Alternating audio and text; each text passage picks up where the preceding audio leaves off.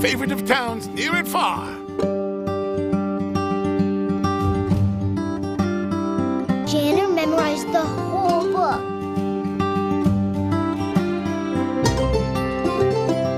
Whoa! It's so cute. Wow, this is amazing. Ain't that the truth? Come on, let's go, let's go!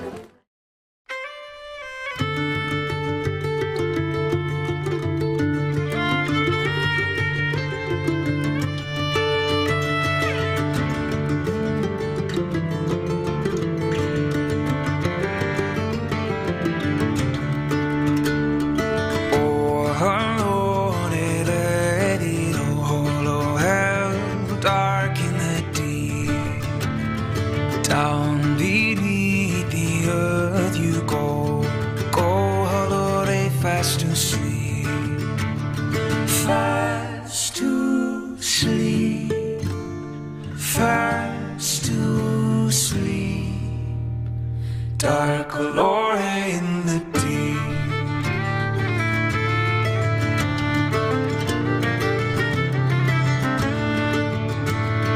Rise again, abundant total well, render green the dying bough, raise the rock where you again fell.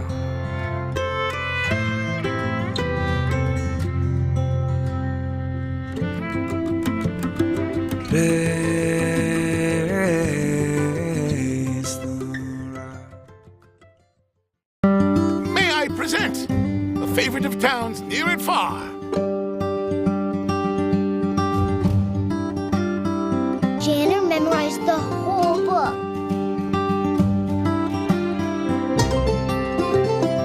Whoa!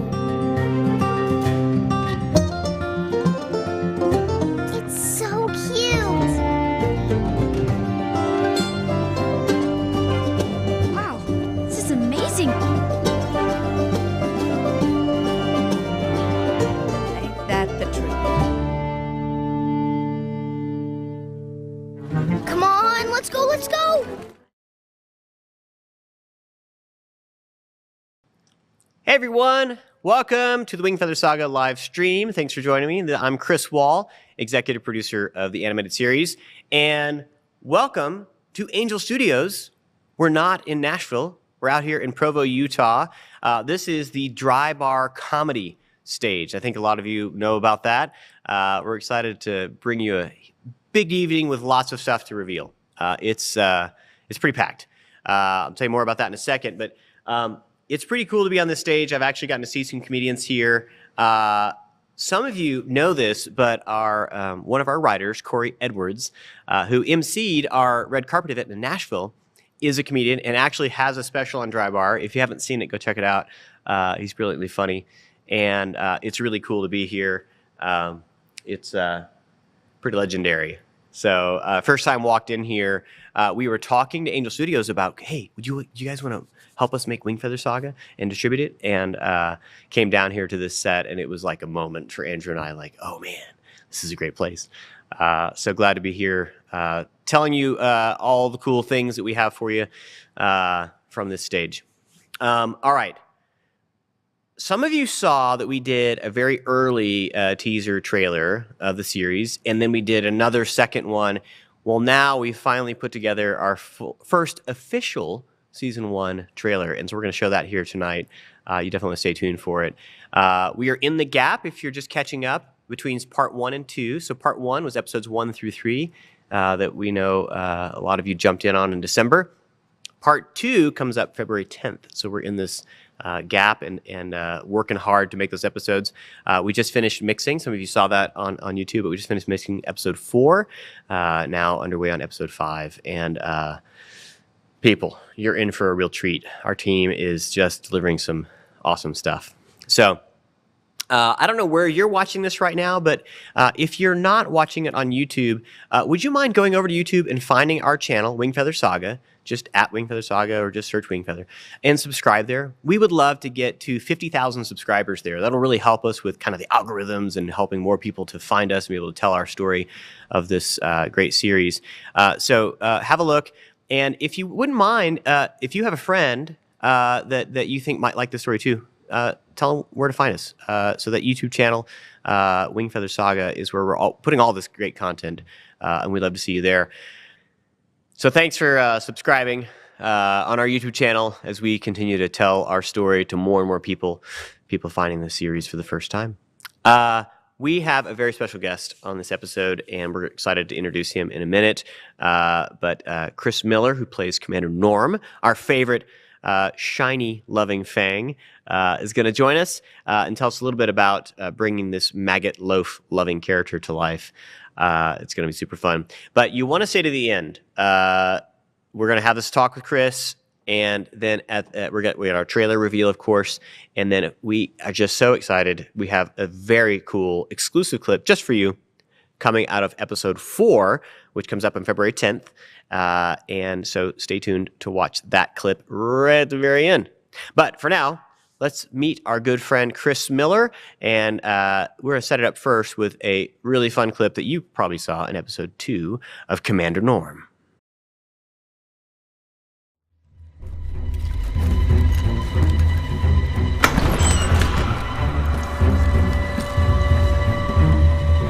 Who are you? We are Fangs. Fangs from where? Fangs from God. And who do you serve? The mighty Mag, the nameless one who has no name. Right, shut your gobs. Pitiful lot you are. You call yourself Fangs? Fangs from God. Then shut your gobs. You're not Fangs. Fangs are fearsome, loathsome. You are not. I might even have to move up your refangings. Oh, might need to make it 2 refangings for old Floor. Oh, yes, Slarp. Humiliated by the Igiby piglets and their mutt. Those runts never thrashed me. A rock conked my skull bone from above. Probably that florid sword. Come all the way from Dugtown just to cook your noggin, did he? Well, we just got orders to be ready to march, and marching usually ends up in fighting. And fighting is what gets a Fang promoted. If we impress General Crack, our next assignment might just be in Torboro. And that place is swimming in maggot-loaf. I said, shut your gobs. Go prepare your gear, sharpen your spears, and kiss your ugly mamas goodbye. What's so funny? Fangs ain't got no mamas. I said dismissed. Not you. You're being reassigned. The black carriage rolls into Glipwood tonight. I'm putting you on carriage duty. Fantastic. Chris, welcome. Hey. Good to have you here. Thank you. Good to see You got the call about sweaters? Yes. Good. The high neck one makes Yeah. it makes the post-holiday. Yeah. Anyways, so glad to have Christopher Miller with us. Christopher Robin Miller. Oh my gosh, yep. Yep. The 3 names. Do you MK get Ultra. CRM? Yeah, I do, which is weird, right? Sounds like a company, like an advisor fund. It sounds you know. like a corporate problem. We have a concrete company near us in Nashville. Oh, okay. Similar. Anyways, so we're so glad to have Chris here. He, gosh, done so many amazing things. Yeah. Comedically. And when did you first hear about us? How did we get connected? How did I hear about you guys? Well, I remember an audition coming through and me actually doing just the promo video for raising funds. The old pitch video. Yeah. Which Not everybody has seen this. So before we got started on Wingfeather, we had to do this pitch video to tell people about Wingfeather Saga and ways they could invest and help us to make the show. And we were working with an agency here in Provo, Utah, and they recommended this fella. Yeah. I mean, they hired me because I already had the pumpkin pants. Right? So we'll throw you a clip of this. You can watch this while we're chatting here. But you did our pitch video, telling everybody about this Wingfeather Saga show that could be. It was a dream. Yeah, it was a thing. Yeah, and it was really fun too because we were it was kind of like filming a Renaissance fair. It was, you know. So it was up at Evermore, which is here in Utah, which looks exactly like it does in the footage. Like it's crazy. We didn't dress it. It's like that's how it is. Yeah, exactly. Do you work there on the weekends? No, I don't. I don't. If only. If they'd let me in.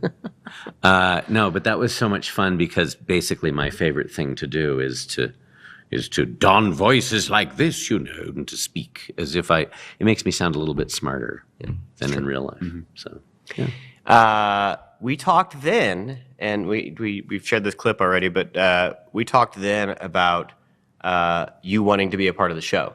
Oh, yeah. And like a lot of these, you know, you'll get people saying, hey, I'm a voice actor. Can I be part of the show? And of course, you go. It's brilliant. And you're like, absolutely. I don't know where that is. We're not sure. So fast forward, golly, 9 months maybe? Yeah. It was a long stretch. And we get a batch of auditions from our casting director. And they're just initials. It may have been I think it was CRM or something like this. Well, and that ended up being fortunate because the first time I sent it with my whole name and I thought, okay, I'm getting the message. Like I sent it, no word. And I was like, oh, all right. I got to stop pulling the favor thing. And then a month later, I decided to send the files again and I just put C.R. Miller. And then... So we listened to these auditions, Andrew and I, and we're like, oh my gosh, this guy. And we had a couple of people. This is what Commander Gnorm could be. And then we just like, oh, this is the one. And we had a call back, and our casting director, Ned's like, oh, yeah, so you know this guy. We're like, we do? And you popped on Zoom, and I'm like, Chris! And you had a poster of me behind you. I did. It was so weird. Yeah. That was cool. So totally earned it. Both times, both in the pitch video and then, of course, in this role. Thank goodness. As you started getting into Commander Gnorm and you know, playing a villainous character, tell me about some of that. It's my favorite thing because when in acting, the best thing is to play a bad guy because you don't get in trouble for all this bad behavior. It's the only place where you can behave badly and everyone goes, oh, afterwards. So, and he's also this great big guy, and I'm sort of a diminutive fellow, so being able to make the sound of this big, nasty lizard and the fact that you could do all the mouth noises that you would normally want to get out of a voiceover, and it was like, no, juice this up. Yeah, instead of normally with it, and we'll do this often when we're recording, we'll tell someone, hey, why don't you take a drink of water? Because you'll start to hear that stuff, and it's like distracting. And is it though? Now we're an ASMR channel. So he was able to really do a lot of these. What were some of the techniques, if you can remember, for getting some of those, like when you're eating maggot-loaf and like getting those sounds? I think we actually took a couple of trips to the snack basket. Yeah. I think we actually applied real food, and if I mention them, we might have to pay them. Yeah, but it was some squishy foods that had like there was some squishy good, things. I had some fruit gummies. Yep. We did some of that, and mixing that with a little bit of water or soda. So one of the things that's interesting about the Fang characters is we want those voices. So in all the Fangs, I think we talked about this a bit, but you have to journey between a natural character voice to a monster, right? So monster is the right and just scary. And we really, and Andrew and I kind of reapproaching the Fangs. I think we talked about this, but I asked Andrew, hey, so what do the Fangs sound like? Pirates? And I was like, okay, we're going to need to go more. So we worked, and one of the writers, Doug McKelvey, and we developed a Fanglish, Fang language that would be a consistent kind of vocabulary. Now, some have more sophisticated, like Gnorm here, and some are kind of simpler, like maybe Critch, who just kind of talks slow and whatever.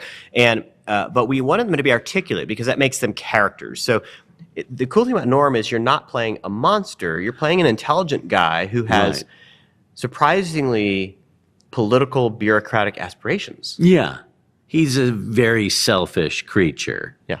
Yeah, and the thing that was so wonderful about him is that he relishes in his oppression of others and in his raising rank and being punitive with his underlings. It is weird. Okay, so this is something I'm curious.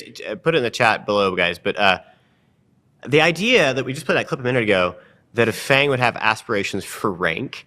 If I do well, I could be a colonel, right? So it was weird for me in that monster idea, right? These are kind of oppressive, mean guys, but they have a chance to advance. So it's fun. Your character in particular, and this is we introduced this in episode 1.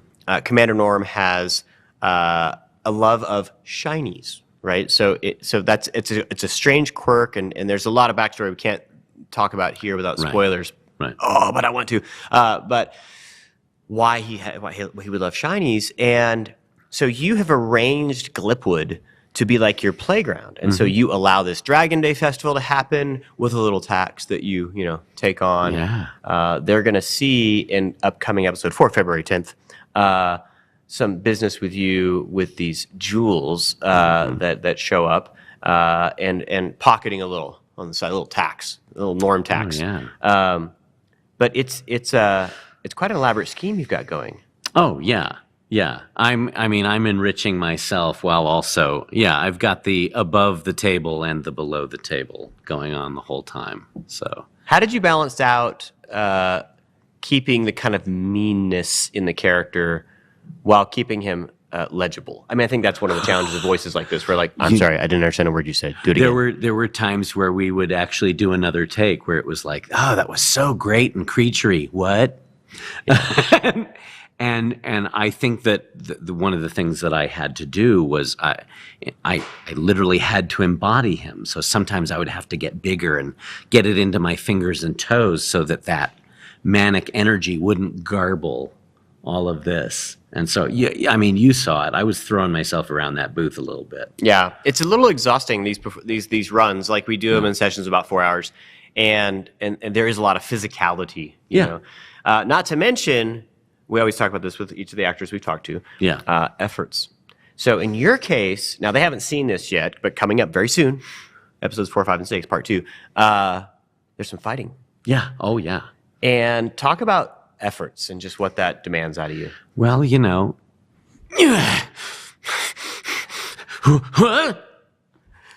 a lot of that. It's the same thing that I do in the car, which is why people try not to look over at me.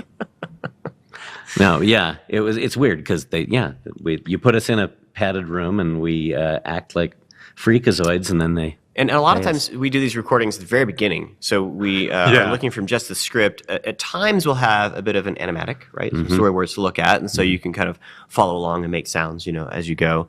But a lot of it's in your imagination, like thinking about the size. So we have pictures of Commander Gnorm, available. So okay, what would he sound like if he was moving and jumping and this kind of thing? Yeah.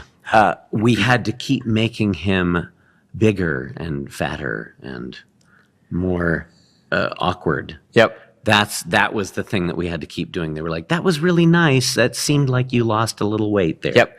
Yeah, I love that direction. Ned, our casting director, he's often in those voice sessions, and he's like, he would just say, like, hey, you're sounding a little, I need you heavier, Yeah. And you would kind of push it back in your jowls. Yeah. I would get it in there. And I would do that rolled tongue thing, too. Well, kind of that.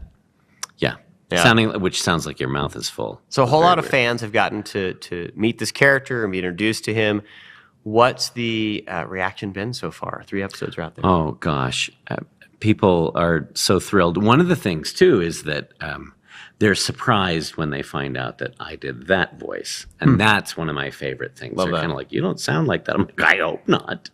I hope I don't walk down the street sounding like Commander Gnorm. But yeah, they love the character, and he's so fiendish. So that's awesome. Yeah. He is headed towards an epic Yeah. finale here coming up in episode 4 and 5, particularly. Is there anything in particular, without spoiling anything, Yeah. that you're excited about coming up in part 2? I love fight scenes. I love sword play. I love anything that deals with those kind of things. So I'm kind of excited about it. Okay, I have to tell you guys. So I want to see in the comments if you can get this right. I'm not going to tell you what it is, but you chat amongst yourselves. What superpower do you think Commander Gnorm has? So we wanted each of our fangs to have something they do that's actually pretty cool, right? So Slarb can extend his fangs out and they drip with acid. It's pretty cool. What do you think Commander Gnorm's superpower, what do you think his thing is? Because there is a really cool thing that shows up here in part 2 that there's a real surprise. Like, oh, didn't expect that. So put in the comments if you think you can guess what that is. Is there a favorite moment for you so far out of part 1? Oh my goodness. There are quite a few. The thing that I got really excited about was when the first time I saw the kids running from the toothy cows. Mm-hmm. I actually, it surprised and delighted me. There's some really funny moments, and I'm drawn to funny. So, yeah. I mean, I think that was that was some of my favorite. It really shocked me. That's great. Yeah. Those. Speaking of, oh my gosh. Okay, coming up in episode, I think it's 6. Get a little more toothy cow. Yeah. And it's a fantastic reveal. Ah, man, you're not gonna. It's so good. Besides Gnorm, is there a favorite character in the cast? Oh gosh, I don't want to be selfish, but Vop is. Vop. He's really cool. He's a tall, surfery, Stallone-ish kind of character. Now that voice is very familiar. Yeah. You know anything about the voice on Vop there? I don't know. Whoever did it, awesome. Awesome. Now Vop we meet in episode 1. In case you haven't got all your names figured out, because there's just a bunch of talking lizards. Vop is the one who teases Slarb when he and Brack stop Slarb chasing the kids, and they have this little conversation. Yeah. So Chris plays Vop, in case you're not figuring this out, and it's a completely different voice. It's so much fun to go a whole different direction and play this guy who is not quite as smart, but he's not a dummy either. But he's brutally efficient. If you look at his design, he's actually very similar to Slarb, but where Slarb kind of stoops over and kind of snakes about, this guy's like super tall. He's like the better version of Slarb. Yeah. And so we were like, we want you to play opposite him. Now, in episode 4, Slarb and Vop are going to have a little tussle. Yeah. They're going to have a little fight. And like many times in life, I had to fight myself. And so it's a thing that we get to do in voice work like this, that on occasion you get great actors like Chris who can play multiple characters and just find voices that are totally distinct. And you did here, and it's brilliant. And every time we tell someone that you're doing this, much like Kellen, obviously, and his ability to play a number of characters, it's such a great talent. Do you have trouble ever kind of finding, as we went through all season 1, do you have ever trouble ever finding those voices again, or does that character start to fully come to life for you? What's that journey like? The only way that I'm able to ever create any kind of consistency, and sometimes it takes a few minutes, is usually that I have to give my own body a physical cue that will automatically put me in that different place. Yeah, sure. And without that, it's like, you'd be trying to listen to yourself, which good luck. Yeah. Yeah. All right. So it's been a blast having you in season 1. I'm so thrilled with the life you've brought to Commander Gnorm. He's interesting. There's some cool stuff coming up in episode 4, February 10th, that really gives us more of his character and kind of who he is, where he's coming from. Yeah. But right now, we have something very special. Yeah. And I wanted to see if you wouldn't mind setting this up for our audience. Yeah, definitely. Okay, I'd love to. Well, we left off with the kids in Ankle Jelly Manor with the horned hounds banging at the door. Okay, so what's in store for the rest of the season? Let's find out. Okay, here we go. Without further ado, this is the trailer for Season 1.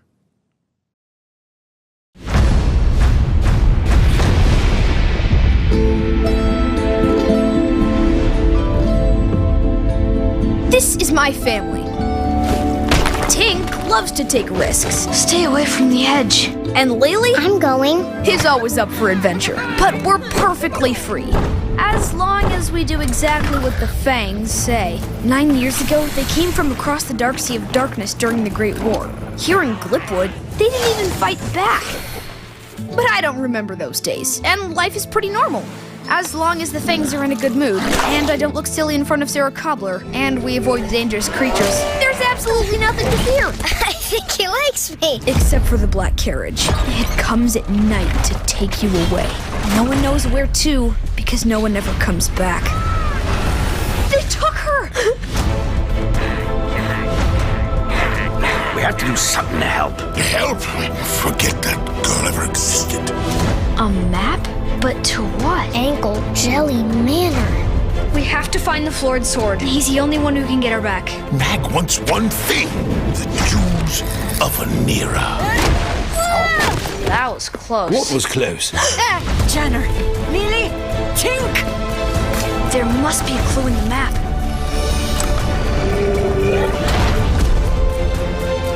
No, Papa! Esben Wingfeather. Stay in goal this time and bounce their slingers. When they mook their whackers, I'll jake those beans crossfield to Janner, who will already have skittered around their hounders. Guys, am I still frozen? Tell me about the Jew. I'm gonna fight them too. Mr. Peet! Remember who you are. Whatever your plan was, I think we need a better one.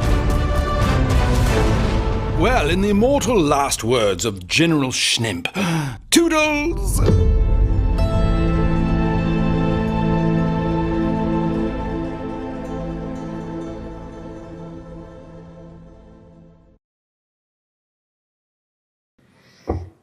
Dude, Yeah, I'm excited.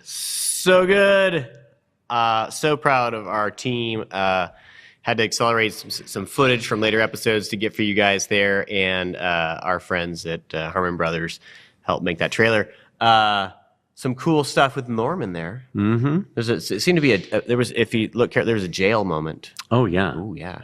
Oh, yeah. I'm definitely wielding my leverage over everyone. I can't wait. There is, this is structured season 1 to kind of lay groundwork and then begin to build off of it, right? Mm-hmm. And I think you can see there's some definite building. If you loved that trailer as much as we did, very shortly, during or after this live stream, it'll be live on our YouTube channel. Like we said earlier, please go subscribe. Tell your friends to subscribe. We really want to get to 50,000 subscribers on there. Mm-hmm. If you would go and find it, and then share that trailer with your friends. If you've loved our story and want others to watch it, we would really appreciate that. And tell them to subscribe too and join in our adventure here. Part 2 has a ton of stuff, ton of action, as you can see. Yeah, it is really action-packed. In fact, I was surprised at how forceful it was. Didn't your daughter even say something to you at some point? She's like, Dad, kid show. Wow. And I will say, for families out there that are watching, we did say this is a Y7 show with fantasy violence. The violence kicks in now because there is definitely some fighting coming back, as you saw in the trailer. Mm-hmm. There's some fantastic stuff with Poto. He finally gets to. He's been kind of holding back over the many years as they live under this Fang oppression, but some stuff starts to happen, and he gets his moment. Mm-hmm. Yeah. Including a moment with you. As Norm. Oh yeah. I think we're a pretty good match there, size-wise. Uh-huh. Yeah. If we were a battle video game, I don't know. What would we? Round 5. No. Chris, thank you so much for coming and spending time with us here. This has been great. So glad to have you, and they're going to see a whole lot more of Commander Gnorm starting in part 2, February 10th. Thanks for coming by, man. Thank you. Take care.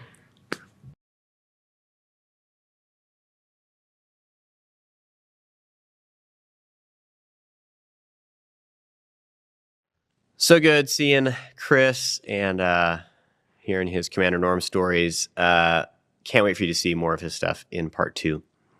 We have been community supported from the beginning. From the Kickstarter days, some of you were part of that back in 2014, up through our funding round in 21 and 22, and to today, and all the fans that have helped support us. And we've been thinking about what we could do to have an access point for some of you that are just passionate about Wingfeather like we are. I'm fan number 1. I talk about this a lot, but I first read the books and just fell in love with it and started to come alongside Andrew and say, what would it look like to make this an animated series? And 7 years later, here we are. And so what would it look like to give you some access, some tools, some ways of helping to tell your friends? And so we are working on an ambassador program. And we had done something similar to this back with VeggieTales when I was there, where we would help resource people with kind of tools and fun stuff. And so we've got a new ambassador program that we're testing, and we want to have some feedback from you, our fans, on what you think. Is this useful to you? And so we're looking at what perks, rewards, some fun activities, all that kind of fun stuff. We've got some contest stuff and other promotions linked in there. We've called a number of these our Featherheads, right? Our Uber fans who love Wingfeather Saga. And we think this ambassador program could be the next step in kind of growing that ability for you guys to tell your friends. We know that word of mouth is the thing. I mean, how many of you had to hear about another show or movie multiple times from someone else before your family sat down and had a look at it, right? And we know that's a huge part of what we're doing with Wingfeather Saga is you guys telling your friends. And it's been a part of the growth of the books over the years and now the series. And so go check out, there's an on-screen graphic here for you of the Wingfeather Ambassador Program. Have a look at it. Tell us what you think. We'd love to get that moving along. And thanks for your feedback. Along with that, there's all kinds of other ways you can help us in sharing the show and telling your friends and supporting us. The show is free. We think that's the best way to get the most people to be able to see it. And we know that some of you will then choose to help support the show and get it out. So one of those ways you can do that is by checking out our merch. And so at wingfeathersaga.com/store, we have a whole lot of cool stuff there, from shirts to puzzles. Our family just got some of those puzzles over Christmas, and they're really good. We were all kind of shocked at how well made our friends at Angel Studios and Brock Starnes, who works on our team, have helped to come up with really cool stuff. If you have ideas for merch that you want to see, you're like, hey, you guys are totally missing this, drop a note in the comments, reach out to us, info@wingfeathersaga.com. Tell us, hey, here's what we'd like to see. But every time you buy a piece of merch from us, you're supporting the show. So that money goes to help us as we're funding for season 2. So that's a great way to get after that. Another way is by paying it forward. And so paying it forward is like a tip jar. So if you go in and watch a great show and you have a good time, it's natural to tip, right? To say, hey, love what you're doing, and here's a little something. Some of you, Dry Bar Comedy was built on that, right? Get to watch these comedy specials, and if you like what that comedian did, you give a little tip at the end. We do pay it forward. That's the way it works, and so it helps keep our show free for more and more eyeballs, for more and more people to get to see it, and you can support us by paying it forward. There's some perks in there, so if you're interested, there is one that allows for a early access where you pay a little on Pay It Forward and get to watch the show a couple days early. So check those out. And as always, thank you so much for your support. We love making the show, and you're making it possible. All right. We are so excited for February 10th and starting part 2, the epic conclusion of season 1. And we wanted to give you an exclusive clip coming out of episode 4, Peet's Castle. Like I said earlier, this is not Peet's Castle itself. We're going to save that reveal for later, but trust us, it's really cool.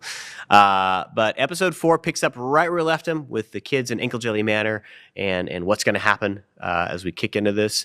And set your calendars, reminders, February 10th, join us for a live stream, and we will show you episode 4. But in the meantime, check out this exclusive clip, and we will then see you February 10th. Thanks.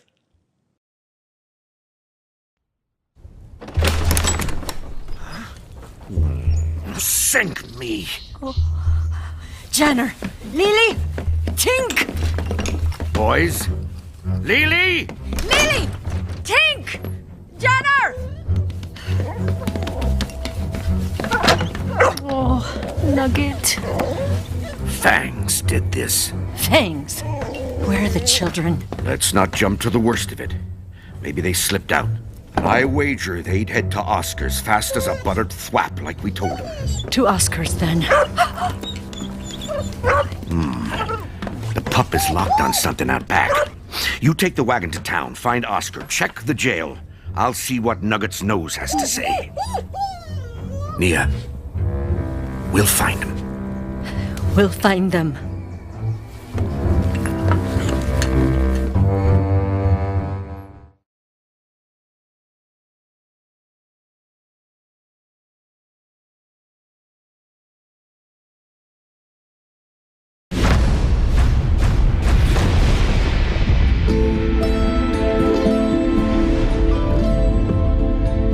This is my family. Tink loves to take risks. Stay away from the edge. And Lily I'm going. is always up for adventure. But we're perfectly free. As long as we do exactly what the Fangs say. 9 years ago, they came from across the dark sea of darkness during the Great War. Here in Glipwood, they didn't even fight back. But I don't remember those days, and life is pretty normal. As long as the Fangs are in a good mood, and I don't look silly in front of Sarah Cobbler, and we avoid the dangerous creatures, there's absolutely nothing to fear. I think he likes me. Except for the black carriage. It comes at night to take you away. No one knows where to, because no one ever comes back. They took her! We have to do something to help. Help? Forget that girl ever existed. A map? But to what? Ankle Jelly Manor. We have to find the Florid Sword. He's the only one who can get her back. Mag wants one thing. The jewels of Anira. That was close. What was close? Jenner, Lily, Tink! There must be a clue in the map.